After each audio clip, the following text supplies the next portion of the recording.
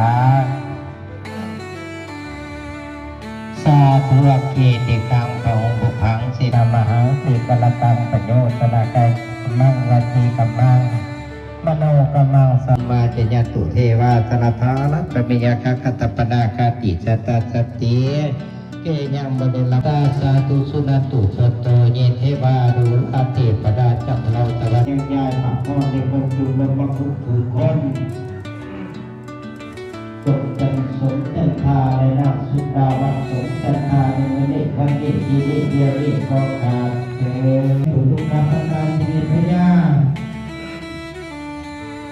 ลูกค้าทำงานชีวิตทุกลูกเอ้ยมีตาตาปิญญามาบ้างในยืนยงทรงเพียให้เอื้ออาโนพีนั่นในเพิ่งสมชาติขาดน้ำเลยออกมาเลยออกมาเลยขออนุญาตก่อนน้ำหลังได้นักโมตัสสะภะคะวะโต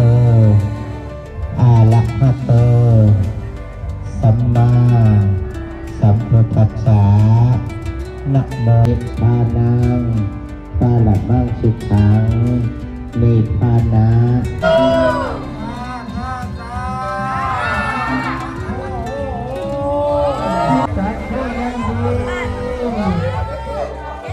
ไ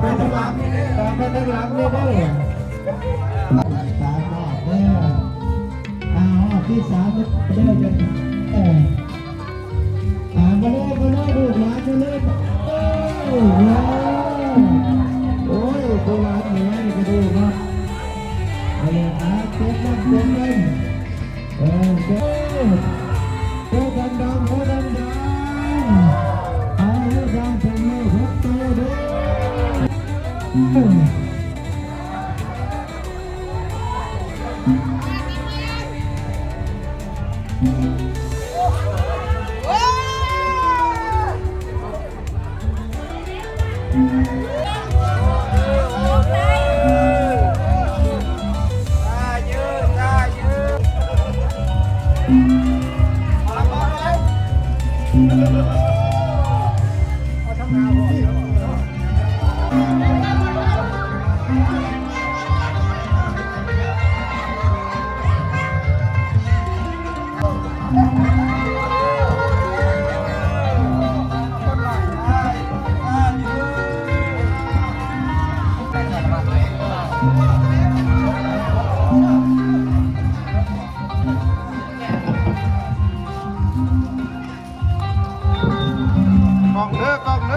เย็นฟ้าเส้นสุวรรณาอรมัยอกไก่สุวรรณาบุญนาหลังคาสุวรรณาปกตอกยกเป็นในงามของตองสู่สบันคนแย่นอนกระชื่นในโชคในลาบนอนกระเด็นมองกระดกเพียนเป็นพ่อพวกลูกมาซื้อนี่เด้อมาซื้อนี่เด้อจะเป็นเปล่าขึ้นเด้อปฏิหมอกเนี่ยละเนี่ยปวดเจ้ากันเด้สุดเด้อลูกเด้อสิบอกเพื่อนละนี่ให้ออกสื่อของผมเจ้าเด้อเพื่อนว่าเจ้าผู้เมื่อนักปราชญ์ทำดูเอ้ยถึงเดือนดำเจ้าจะเดียวยังทำเพื่อนหลังทำเจ้าเฮ็ดหน้าให้ได้เขาโดนเล่าท่านเป็นเจ้าสู่เขาให้ได้เขาเริ่มช้างท่านเป็นเจ้าสร้างหน้าให้จะมีรถขี่เรียงน้ำมันนวดเนี่ยขาคำที่ให้มีสาวโดนเลือกด้วยคำที่หกแต่นี่คือครูบาอาจารย์พ่อแม่เขาแก่ให้มาปรับมาขึ้นครับ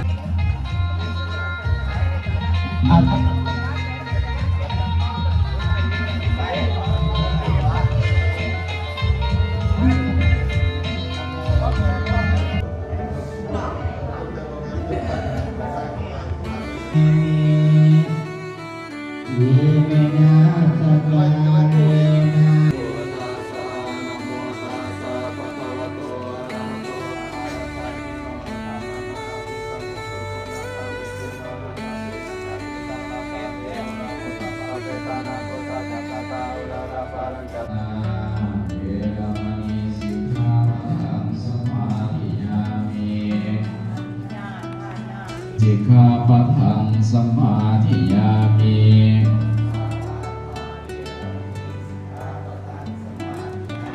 สัจจสิกขาปะทานิสีเลนะสุขติยันติสีเลนะโภคสัมปทานทาติยัมปิสุทินังว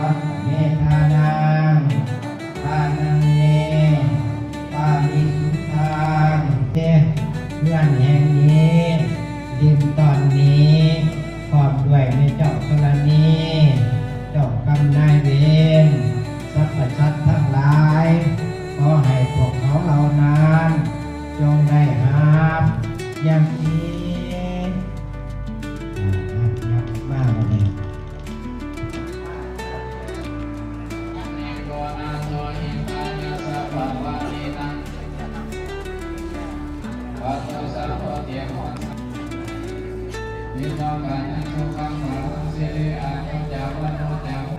สาธุสเกสเมจัตุเตกิริเดคานัตเตจัตตะเกพุทโตวิสาจารณากัปปะโนเยติปิโสปะกะวะพุทโตสัพพะหิปัสสิ